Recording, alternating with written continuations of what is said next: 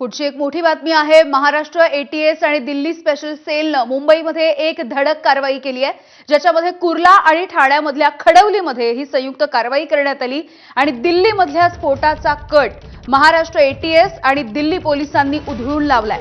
या कारवाईमध्ये कामरान उर्फ सोनू उर्फ मोजे आणि मोठा इम्रान याला पोलिसांनी ताब्यात घेतलंय। खेळण्याच्या कारनं दिल्लीमध्ये स्फोट करण्याचा कट रचला गेला होता। या कारवाईमध्ये आरोपींकडून अनेक संवेदनशील वस्तू देखील पोलिसांनी ताब्यात घेतल्यात। पकडल्या गेलेल्या आरोपींचं जैश मोहम्मदनं ब्रेन वॉश केल्याचाही संशय आहे। आरोपींची ऑनलाईन पद्धतीनं माती भडकवल्याचा देखील पोलिसांना संशय आहे। सूरज ओझा आमचे प्रतिनिधी या संदर्भात माहिती देतील।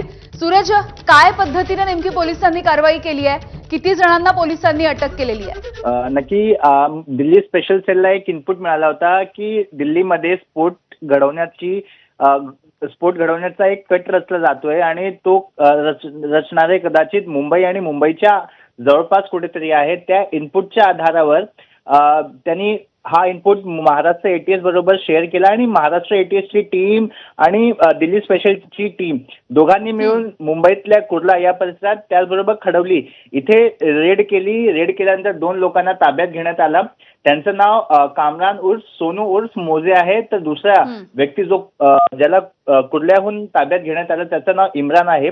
दोघांना ताब्यात घेण्यात आलेला आहे। संशय असा आहे की ते कट रचत होते आणि त्यांच्याकडनं टॉय कार अशीही देखील मिळालेली आहे। टॉय कारचा वापर करून ते स्फोट घडवण्याची तयारी करत असल्याचा सूत्रांचा दावा आहे। मात्र त्यांची आता कस्टडी दिल्ली स्पेशल सेलने घेतलेली आहे। ते पुढील चौकशी करणार आहे।